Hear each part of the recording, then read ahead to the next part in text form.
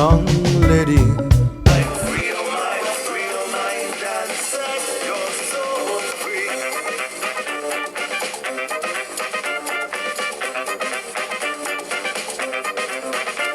How are you today, young lady? How are you today, young lady? Show a dada, young lady. You want to grow. My legacy is my life. You know, I grew up around the music. I grew up in the shrine. I grew up with my dad playing 4 times a week, every week at the shrine. I grew up with him playing on Thursdays till 7 a.m. in the morning. I'll wake up for school. I'll still catch my dad on stage in shrine. So the legacy is very much basically my upbringing.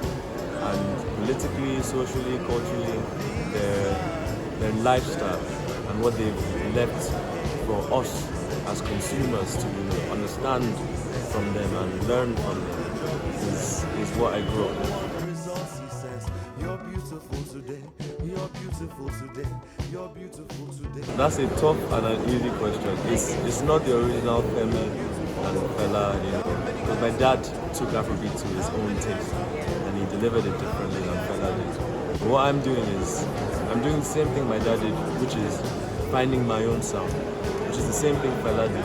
So I'm finding my own place within Afrobeat, in where I play, where I compose, and what is tough is there's no name for it yet, because I'm sure every album is a change.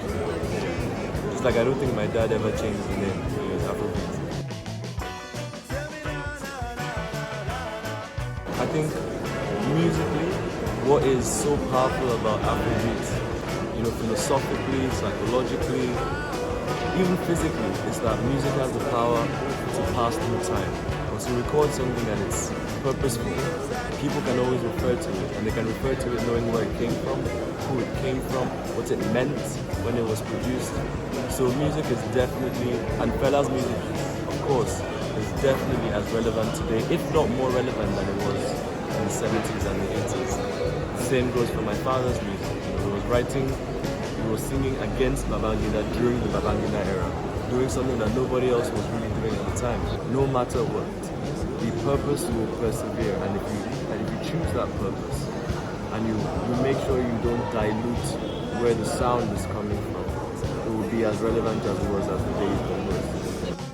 What she thinks, what she feels, what she does, what she does. What I've learned is that in terms of taste is so subjective. It's really up to the person listening to decide for themselves what they like or what they don't like. I've met people in my generation that like Miles. I've met people in my generation that can't stand listening to Miles, and they don't know where to begin with jazz.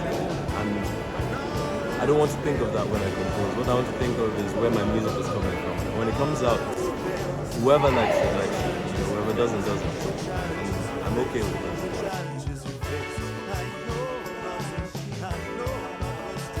Honestly, it is the same as most things in life. It's balanced. There are many good things, there are a few difficult things, there are challenging things, there are opportunities.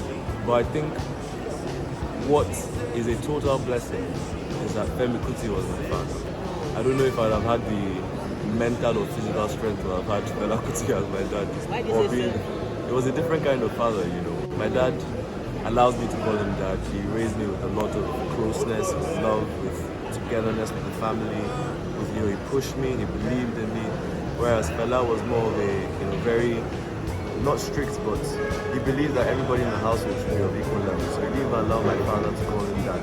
And my dad left his band against Fela's will and started his own career. It wasn't until much later when my dad established himself that father and son then, they mended grievances. Whereas I've never had that. My dad, if anything, has been telling me to start my own music for as long as possible. And I think my opportunities as Femi Kuti's son are significantly greater than what I imagine my dad would have been.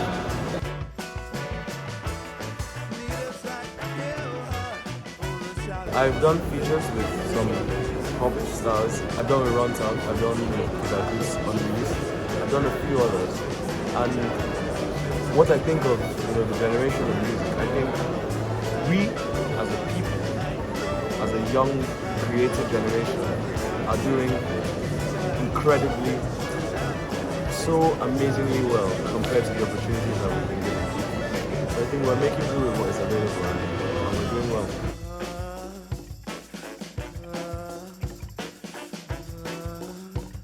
When you choose to write political music, which is what Madikiti and the movement is doing, you know it comes with risks. It comes with risks it comes with political risks, it comes with branding risks, it comes with all sorts of challenges when you don't choose the popular route. And it's a hard task to ask a young, aspiring musician to sing and fight for a country that he doesn't feel is fighting for him. First, they're not giving the opportunity to. The risk factor is too great. And the country they're fighting for in many ways does not sit with them.